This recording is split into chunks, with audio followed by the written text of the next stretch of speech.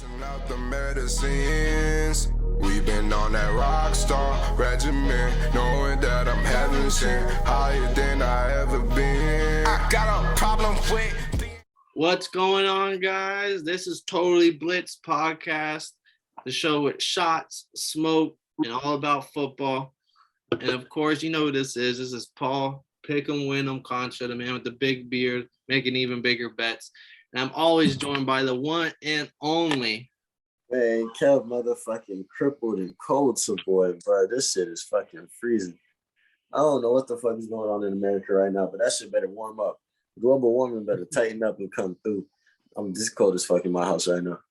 I want to turn the heat up, but I'm not living like that. Ooh. Hey, bro, you just gotta spit some heat. You gotta heat it up your own self. Have some hot takes. Do something. Man, this is when you need Kyle. When you need him, just a hot breath ass motherfucker to be around to keep the shit nice and evened out. Where this motherfucker at? But man, we had a hell of a fucking divisional round of football. We're gonna have a hell of a fucking round of conference championships. But before we hop in those, we gotta talk about all the news around the league outside of these games, because there's a lot of shit going on outside of this. Facts. Big facts. Where do you want to jump on first? Man, I'm on these highlights right now, dog. And if I could, I would clap it up for my dog, Big Ben, man. That's a great career dog and had. And, I wasn't rooting for him this season, but I root for him like 15 out of the 18. So, like, that's my dog, you feel me? So, man, yeah, shout out Big Ben. Great career, Pro Bowl quarterback. I don't know if he was ever all pro. That's a lot of quarterbacks he had to deal with. But Big Ben was a problem back in the day. Jit was mobile. Jit was throwing the ball up, no problem. Won a fucking Super Bowl rookie season. He threw one of the nicest passes we ever seen in Tampa while we was all in Tampa, from fucking against the Cardinals to Santonio Holmes. And like, bro had some 500-yard games. Brad has 2 back-to-back 6 touchdown games. I remember when that shit happened, they set the world on fire. Like, what the fuck is Big Ben? Somebody don't drug test him immediately. Motherfucking. And yeah, Big Ben, you had a great career, man. Shout out that man, dog, because he's done crazy stuff. Because I feel like it was a prototype for like the Josh Allen type quarterbacks now. Like, because he was a problem. Like, his pump fake was nasty. He mastered that shit way long ago. And like, he just was tough to tackle. It threw out 2 shoulders doing that pump fake. But you ask him, I guarantee you, tell you it was worth it. 18 seasons, never having a losing season. I honestly thought he was drafted the same time as Mike Tomlin came in. I didn't know he had a different coach the first like 2 or 3 years. So everyone gives the credit to Tomlin, and that is an astonishing credit. Like 14 seasons, no losing record or something. But like Big Ben, 18. That's how you want to go out. You never were a loser. Like, that's just insane to think about. And I know he never won MVP in the Super Bowl, but just getting to the Super Bowl, like we talked about the last couple episodes, like just getting to the dance is fucking hard as fuck. It's not just you, it's 10 other guys you got to rely on. And for you, usually you're the leader. You're the one that gets them all fucking focused and together. And the Josh Allen comparison, I think, is perfect, because I didn't know this until watching Pat McAfee's show that young Big Ben ran a 4.7 and a 40-yard dash, which is the same as Josh Allen. And they're both gigantic. They both got that big tight end build. Hopefully Josh Allen don't gain 40 pounds and slow down. But that whole gunslinger, and you're going to need 2 guys to take me down. Like, that was something that was special to watch, because not a lot of quarterbacks were built to take those type of hits. Yeah, both them boys just a different type of strong. Them boys are strong as fuck. And he was a basketball player too. He was like all state in high school, could have went to college for it. So like multi-sport athlete, which probably helped him with his footwork. You got to be a little elusive in basketball. You can't just be a little brick. But yeah, no, he had a great year. But we're on the subject of retiring. He's official. He's going out on his way to Canton. Shout out to him.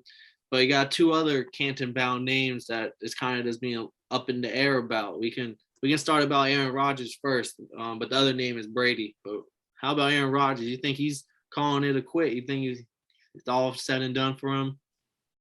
I think if Aaron Rodgers no better than anybody else. He kind of, what I've learned from watching him every Tuesday on Pat McAfee is that he's a very like independent thinker. He doesn't really allow people to really like persuade his decision, and he takes his time to figure out what's the best action. So he probably looks at it from all types of angles. I don't think if he was gonna retire, but if he was to retire, I meant like, okay, he's kind of done with all the bullshit on top of that. Like, y'all can say he doesn't do this in the playoffs. I can say this about him getting immunized. Y'all can come out of nowhere when he does bad, but like at the end of the day, fuck him. But if not, I feel like whatever his decision is, it's gonna move media regardless. Oh, so follow-up question. Do you think there's 3 options on the table, or do you think it's 2? Do you think it's either stay in Green Bay or retire? Or do you think that third option of him actually leaving to go somewhere else is on the table, like people are saying? Most definitely, but I feel like when you're Aaron Rodgers, you can look at the table with the 3 options on it and flip it over. Because like at the end of the day, you're Aaron Rodgers. So like these boys will really give up an arm and a leg to get you. Like I'm talking second rounder, third rounders, and like they definitely aren't just gonna. Not gonna walk into a situation that doesn't feel as if he could be not only respected but not only win but be respected at the same time. So I don't think it's 3 options. I think it's 300 options. Okay.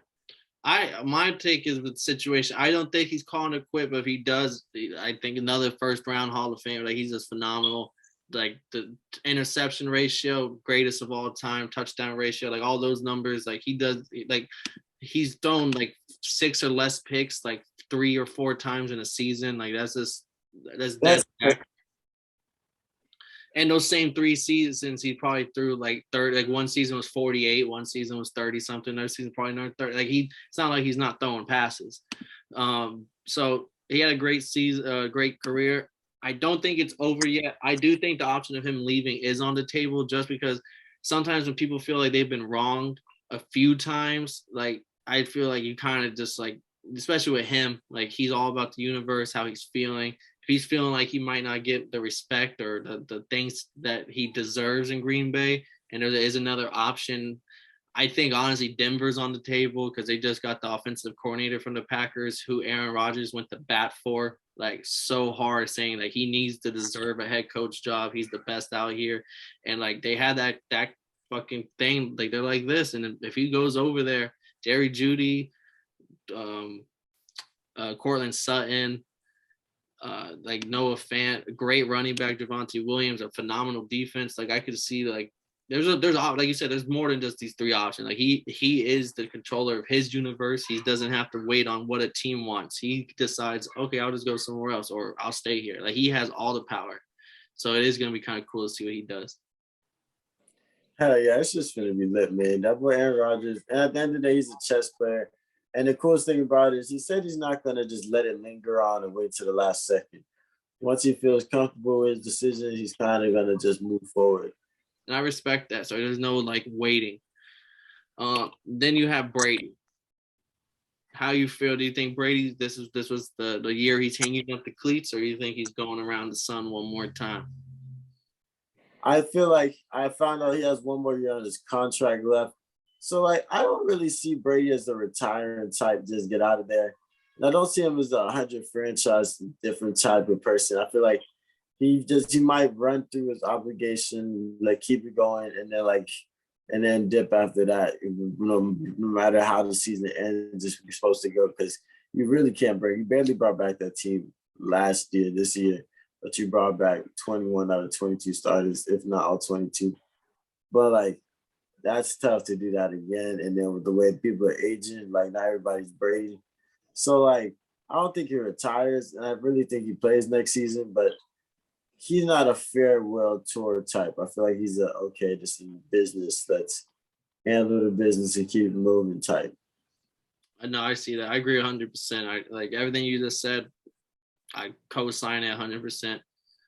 But put up. I don't know if you have anything to drink, but just if this was the last snap of football I got to see of Brady and Aaron Rodgers and Big Ben, saluted them. They were like honestly my childhood quarterbacks. Like this is Drew Brees is out of here. Matt Ryan has a few more, maybe a couple more years in the tank, but like those childhood quarterbacks, now is the new era is taking over. So saluted them for fucking making football fun for all those years. And this era looks good.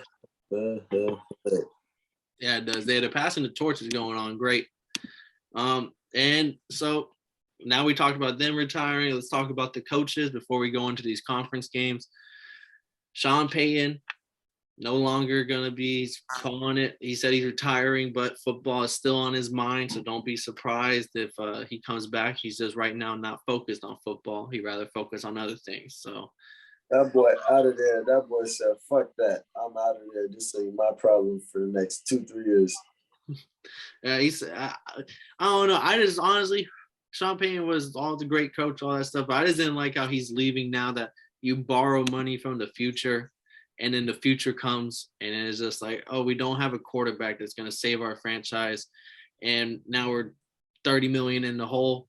And like, he does this kind of like, yeah, I'm going to retire. And I would respect him more if he was just done forever. But him openly saying like, oh, I'm keeping the door open. It, to me, is almost just like, if when things get good again, I'll be back kind of thing. I don't know.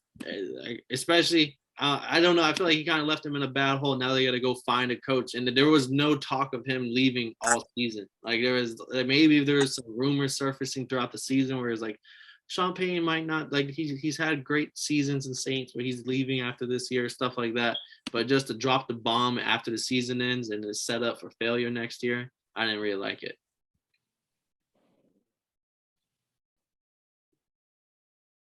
Then let's jump right into the other one was Brian DeBall, the Bills offensive coordinator who was with them when Josh Allen sucked. And now he's the same offensive coordinator that turned the ship around, is calling the plays this year. He's going to 50 miles up the street going to New York Giants. I think all the coaching hirings is going to be interesting because, like, I feel like a lot of these teams have already recently hired coach in the recent years. So, like, I feel like a lot of these rooms just suck. Like, everything in the rooms just suck. And I feel like nobody's really doing anything to change it. And I feel like out of all the teams, the Giants are doing the most to change it by firing a GM and just sitting there just realizing, like, yo, do we play genuinely horrible football? Like, if we got to figure out, do we keep Daniel Jones? Do we not? Let's get him out of there. Let's figure it out. I think the Giants are probably, out of all these teams, are going to be making the most move and staying the most retroactive. But, like, this is a good hire for the Giants, definitely. Because, like, we seen what that offense did last Sunday. Yeah, and you see like the transformation of Josh Allen from like not like just being a great athlete to now being a great quarterback. So maybe that happens with Daniel Dimes. If not, this is a good quarterback. I think even Tiki Barber came out was like, do not like he legitimately said like, get the ball, not Flores, because Flores was also a name floating over there. And then like now they got the ball. Maybe they turn him into something special. I doubt it, but we'll see. But we'll see. But that wraps us up on all those news, unless there's anything else. And let's jump into these conference championship 2 games right before the big one. Let's start with the 3:00 Sunday game. Chiefs hosting the Bengals. Opened up as a 7-point favorite for the Chiefs. Now it's a 7.5 points.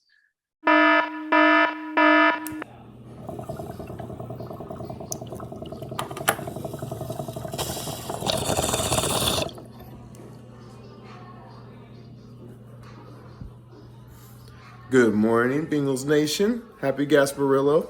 Make sure everybody stays completely hydrated. Liquid IV, BioLite. Stay safe that you can watch the game on Sunday, baby. Let's go Bengals. Joey Shiesty. Woo! I'm gonna take the first shot here. I'm taking the Chiefs at home. I think the Bengals are 1 year too early to go to the Super Bowl. I just think the Chiefs have a solid system that's been working. They saw the early struggles. They overcame it. I think the Bengals are a hell of a team, and I hope it's a shootout. But I just think the Chiefs are just they just have an extra notch that they can go to in this postseason. And I'm rocking with Andy. I'm the try and test it. They've been to 4 AFC Championship games. I think they're gonna make it to another Super Bowl this year. I'm giving me the Chiefs here to beat the Bengals. I respect it. Damn, I thought Joey beat them was your boys. I thought them was your dogs. Hey, Those man. your peoples. 7.5's a lot of points, Kev. You want the points? Didn't you pick them last week? Yeah, I took them last week. Yeah, I thought that was your peoples. I picked them, but I didn't even expect them to be here. Like, I really thought this was gonna be the Titans. I'm not gonna lie to you. Like, I'm still trying to pick Tennessee. Like, I went to the sports books. They wouldn't let me do it. I'm like, what the fuck? So I can't pick Tennessee in the AFC Championship game this year. Because Tennessee fucking blew it against the Bengals, who did two things that people really have strayed away from. One, they kept throwing the ball. They found a way to keep throwing the ball and getting long games off of short passes. Joey B throwing 350 yards while getting sacked. And they never missed a single opportunity to kick a field goal. They used their special teams to their full advantage. That's why they pay punters and kickers. Like, so they did that very well. So that's why Tennessee is not here.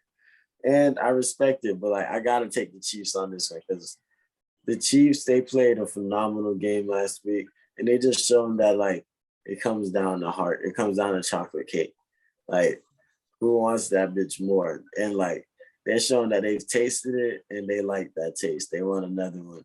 And this is just amazing. Like, somebody tried to say that it was history, that this the Chiefs' 4th year in the AFC Championship, but like, I remember the Bills going to the Super Bowl 4 times. So like, pretty sure they had to go to 4 AFC championships too.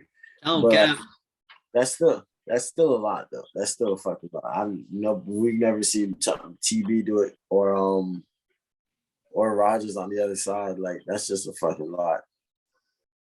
But I'm taking the Chiefs. I got to. I've been taking the Chiefs for a minute now. Like, probably maybe like 5 games in a row.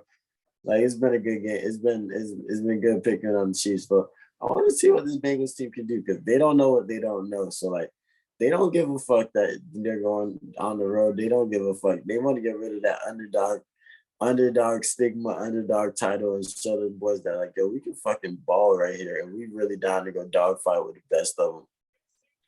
Yeah, bro. And when Andy Reid told him, hey, when the situation is grim, be the Grim Reaper. That's one of the coldest lines I've ever heard from a coach. And I just sorry to cut you off, but I just think the Chiefs losing earlier this season to them, they kind of like I don't know. Just I think you got the regular season dub. We're here in the playoffs. Chiefs gonna get this postseason dub. I like it. This is gonna be a good game. I hope it's a shootout. I hope the boys do what they do. But I like them after seeing how they played Stephon Diggs last week. If the Chiefs can figure something out, go down Jamar Chase and force them to beat you with T. Higgins and Boyd and Uzomah, they can definitely have another. Oh wow, they can definitely have another opportunity to make something shake. I was only picking up on my shirt, but 13 seconds, and them boys did that. I respect it. Hey, that's Paul. Paul is over here technology, technic. Fucking good with computers. Yeah, I'm fucking with the technology. Yeah, that boy is technologically advanced over there. Yeah, I don't know how to do that. I'm not even going to attempt to find out. that shit was fire. Yeah. For our listening viewers. Yeah, I want to see, like you said, the Bengals. They got the boys to do it. I'm hoping for a good game, but because I have a few bets with the Chiefs spread as well. I think the Chiefs, they're just gonna have that extra. I think they win by more than a touchdown. The hook is kind of scary because a lot of people are like 7.5. Now you have to win by more than 7, but I just think the Chiefs are gonna win by 10, like a 33-20, 33-21 game or something. Regardless, they win, we get the point. Yeah, no facts. And so our next game, this one is going to be the Battle of California in LA. We have the Rams hosting technically the 49ers here. But StubHub says 43% of all tickets is coming from 49ers land in North California, which is more than double than Week 18 game. This is on track to be the most resold playoff game of all time. And that means McVay said it last time in Week 18. They had to go to a silent count to deal with all the fan noise from the 49ers. So just expect it to be mostly 49ers in that crowd. That's crazy. I didn't even know that. That's fire. Yeah, they try to do. I know you saw the headlines with they're holding the tickets so they can only be sold to LA people, and then all of a sudden with the very same day the Ticketmaster, whoever fixed it, and now StubHub that is reporting. That's when I saw this number. I was like, damn, this is on paper to be hosted by the Rams, but in reality, this is probably a 49ers home game here. It's half and half, man. This is about to be lit. And it's 3.5. It's a field goal game in favor of the Rams. Since I went first, I want you to run it. Let me know who you take in this one. Oh, man, this is going to be a great game. I like Cooper Kupp, Matthew Stafford. That connection is special. Matt Gay was on the Pat McAfee show, and he was talking about how them boys he'll get there at 7 a.m, and Cooper Kupp and Matthew Stafford their cars always be there already. Like, them boys really putting that work, and it shows when you need a play at the last possible second, that connection can go get it. So shout out, them boys are something dangerous. Them boys are just something cool. Jalen Ramsey. Dang, I was watching this game and I was remembering all types of names. Chris Long Jr., Leonard Floyd. I always think that's the wrong person. McDonald, motherfucking, I can't remember who the other DBs. I was watching this game and remembering all their names. But that defense is something special. That defense is going to fuck Jimmy G up all day. It's going to be something great. It's just going to be a good game. It's going to be motherfucking, the Rams are going to thug it out and everything like that. But Kyle Shanahan's gone to 2 Super Bowls in a row. I mean, 2 Super Bowls already. One is the offensive coordinator as the Falcons, and one is the 49ers head coach. I don't know about anything else before that. But Kyle Shanahan, he has great motherfucking he has, what's the word for it? He definitely just understands what he takes to win. Jimmy G is going to be a big X factor if he plays well or not, as long as the team around him plays great and they run that ball all over the place. So give me the 49ers with the points. They got to win by more than a field goal. That's fair. Yeah, give me the 49ers points so that way them boys could but it's gonna be a great game. And I like the Sean McVay to sit down and I gotta beat these boys. Like, and this is my chance to do it. I'm not losing to them 3 times. So like, I chose the team that I didn't want to pick last week, and that was the Chiefs versus the Bills. But I just chose the Chiefs because the gambler in me told me like, hey yo, that's somebody. Oh, you be seeing these new Jackass commercials? This movie finna be crazy. Movie does look crazy fire. Them boys old as fuck, still trying to kill themselves. But yeah, I chose the Chiefs because I was like, nah, I'm gonna stick with the Chiefs. I've been picking the Chiefs consistently, and they've been doing me well.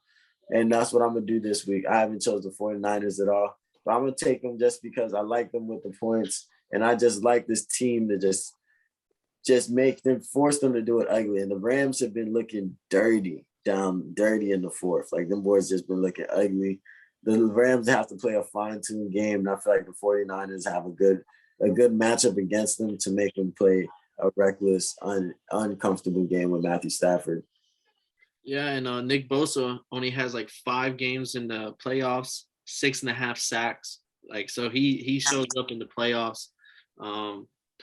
Sean McVay, you said 3 times, but I found out he's actually 6-0 against Sean McVay. And I was just like, damn, like that's a big difference. That's 3 whole seasons you just shut out this guy. And which also means that the year that y'all went 4-12, 2 of those wins came against Sean McVay and the Rams. So like, that's just crazy. Like he always has had his number. And like, that's what wanted me to lean towards the 49ers like you. But hearing he's taking the 49ers gives me a relief of confidence. Because I knew I was going to have to go opposite side on one of these games to at least compete for the belt. I knew I did not want to go against the Chiefs. And I was just hoping it was this game. So I will thank you that you took the 49ers here. And I'm going to stick with my Rams pick, which early on was the NFC team. And I can't go against them. And when I do, I lose. Thank you, Kev. I appreciate it. And Cooper Kupp, that boy is a fucking problem. You know, right there, he's the offensive player of the year for the writers, the PFWA writers, which also typically whoever gets voted in for those awards with those writers typically wins the award in NFL. It goes like same with the MVP, Rookie of the Year, all those awards they give out. It almost always lines up. So hopefully he wins it, but he's been having a hell of a season. But I think Stafford, he might be due for a pick. He might throw a pick against this 49ers team, but I think Jimmy G is going to equal that shit out, throw a pick himself. Cooper Kupp might not have the best game because I think they're going to try to focus on him, but I think Odell's going to have a good, like those secondary players, Tyler Higbee's going to have a good game. Cam Akers, I know he had a couple fumbles, but I expect him to get another 20 touches and hopefully he gets it going. But this defense is where like Von Miller and Aaron Donald have been playing great. I expect him to get the Jimmy G. I know Trent Williams is saying that he's probably going to play this game and he'll be back. Like he's very adamant about it, even though he is still a game time decision. So it might be a little tough for that D-line to make those big plays like they do, especially with Kyle Shanahan scheming up those weird plays that like it always makes you fucking like it always gets you. So, but give me the Rams. I think the NFL wants the Rams to be the first team to host the championship and play in the championship and host it. So like maybe I'll get a little help from the rest, but I just think that the Rams here is the better team, and I expect maybe the 49ers have an early lead and then Jimmy G throws a pick or something and the D-line starts acting up and then Matthew Stafford has that Super Bowl. Like this is going to be the story where like he's down by 3, gets the ball, takes him down for the touchdown drive, wins it or something. But yeah, give me the Rams. I don't know, man. What if the 49ers get a pump block or something? The boys might have something. This is gonna be a game. They just have I trust it. I like it because the Rams beat the shit out of the Cardinals 3 times. Like, God darn. So I'm the 49ers. I like the Rams in this game. I really do. And I think this game is gonna be very hard fought, very playable. And I think Sean McVay I don't think that Sean McVay's lost to anybody 3 times in a row, like 3 times in one season. That shit's insane. So time for them boys to show they nuts real quick. Like, yo, let them hang. Let them hang. But this is gonna be a good day of football. I'm spent all Saturday doing homework and shit, so that way I could go crazy and just chillax, watch football and shit. Probably eat some good shit. You know what I'm saying? Just live my best life. You feel me? The no risk life. No risk life. Oh, I just forgot to mention Andrew Whitworth is coming back for this game. The lineman for the Rams, and like he was a big blow not having him for the last game. So I think him coming back is gonna help the run game. Even though the 49ers, like their way of victory is a great run game and defense and shit, even a punt block. Like you saying, it ain't out of the question with this 49ers defense right now. I'm just balling, man. But hey, man, this has been a movie. But hey, shout out Big Ben one more time. I've just been watching these highlights the whole time. Like they've been going crazy. Well, before we head out, I just had 4 little prop bets. If you just want to go put a little money down, I put a whole 100 down on all these prop bets total. Let me know how they sound, Kev. I'm gonna make my sales pitch, and you're gonna let me know if you're buying or you're not buying. I got Tyler Higbee, the tight end for the Rams, going over 40.5 yards. The first 7 games, he only got 33 targets. The last 8 games of the season, 52 targets, which is 7 targets a game. He's been Matthew Stafford's safety valve, kind of like that short pass rhythm maker, like just get a quick first down or get a quick pass out because we haven't had a completion yet. And he's gone over 40.5 yards in the past 6 games in a row, including both playoff games. So, and I think they're going to focus Cooper Kupp, which will open up some easy targets for like Odell and Higbee to get, I think 40.5 pretty easy because he's gone over 6 times in a row. So I expect him to get over that 40 again. That's straight. That's straight. I don't know. That's a little tough because they got some linebackers over there that's not really gonna be letting them check down like that. But I could definitely see it going through because if they're trying to they spend a lot of time trying to guard Cooper Kupp and then Odell over there, somebody that safety valve is gonna be right there, ready to cook and eat and get some yak on them. Yeah, this quick underneath. I actually have 3 in the same game, so I'm gonna hit the other 2, and they're both for the 49ers. Elijah Mitchell over 71.5 rushing yards. He just gets so much volume on this 40. Like when he's healthy, he gets over 20 touches guaranteed. He's gone over 20 back-to-back games. Unless it gets out of hand early, which I don't expect it to happen. I expect, like I said, I think the 49ers might be leading early and stuff. It's a lot of Elijah Mitchell. Debo was kind of limping off last game. I know he's not on the injury report. I don't know if it's just because he's tough or what, but I do think his ankle's not 100%. So I do expect Elijah Mitchell to get his 20 to 25 touches. That's how the 49ers play. They're going to run the ball a lot. 71.5. He's gone over both of those past 2 games. And last time they played the Rams, week 18, he had 21 carries for 85 yards. Definitely went over. So that's why I like the 71. I think it's easy. All I got to say is that's first team All-Pro Debo to you. Just that limp, that whole especially the leg. If it's like a hand or something, it's different. But him limping was just like maybe it'll save him just for catches instead of giving him 6 or 7 carries like they always do. It's just, let's keep him for like receive. Like it's just like keep him healthy. It's not overwork someone who's hurt. I'm serious for Big Ben threw for 5 bands in 2018. I remember that bitch that nigga fucking is the reason why I lost $100 that year. And then Kittle. Like I said, this goes right in with Debo limping off on the last game. I think they might give Kittle a lot more looks. He hasn't had a big game yet in all the offseason. His yardage is only at 53. I think he goes over 53 yards easily, especially if they're going to be focusing Debo. And Kittle's is like he hasn't had a big game yet. He went over last week, even though he had a few drops against the Packers and he didn't look like himself. And he still got 63 yards. So, like, I expect 50. I think 53 is kind of low for, like, top 3 tight end in the NFL.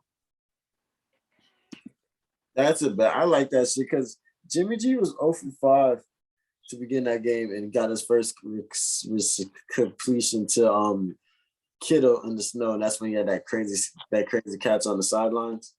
So that's a very good one right there. I definitely would take that. If I was you, I'd probably go put an extra little 20, sprinkle extra little 20 on that, maybe tease the line a little. Bring it down a little bit. Yeah. A little piece. And Garoppolo, those 0 and 5, I know 3 of them were drops because Kittle had a wide open over the middle, first or second throw of the game where it was like 15, 20 yards. And he just uncharacteristically, like if that wasn't a drop, he probably goes for like 80 yards that game. Same with Ayuk had a drop over the middle, but I 53 is kind of low. And the next one, same thought process. Joe Mixon over 56 yards. I felt like this number is just way too low for the number 3 rusher in the NFL. He went over this 12 out of 16 games he played in this season. Like that's 75% of the time he's over that number. Chiefs I think the Chiefs are going to be hyper focused on Burrow and all the threats at receivers of Uzuma, Boyd, Higgins, Chase, and that's where they got burnt last time. So they're going to focus it, which if the Bengals are smart, one way to beat Patrick Mahomes in this Chiefs is just keep Mahomes on the sideline, take time of possession, take time off the clock, and especially if they might focus on the receivers, I expect Mixon to get his. They don't want another 9-sack day for Burrow because they got to drop back 40 times. Nah, most definitely. Them boys are going to get busy. They're going to be busy all day back there trying to make sure nothing goes behind their heads. But the thing about it is they got to worry about it for a lot of things. 64,000 passing yards. That's a lot. Yeah, that boy be to the Hall of Fame. 165 wins. That's a lot. But I respect it. I definitely like that because they're going to be busy. They're going to be busy back there trying to stop them. But I do see them having to play up a little bit, not letting any short passes go through. And So they're gonna have to be worried about stopping the pass from all parts of the field. So I'll definitely like Joe Mixon and figure out get some sneaky yards in there and really go off for a 20-yard, 30-yard, 40-yard run out of nowhere real quick, just to get some momentum going.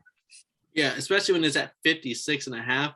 You really only got to hope for one 30-yard break because he's going to get those other 10, 12 touches and at least get you the other, like, 12. Like, I just feel like if you're the number 3 rusher in NFL, your number should never be at 56.5. I just feel like that's just way too low. Facts. But that was the end of my prop bets. That's the 4 I got. If you like them, follow them. If you don't, fuck you. I'm making money this weekend, guaranteeing it. So, Kev, break it down for them boys if they don't know.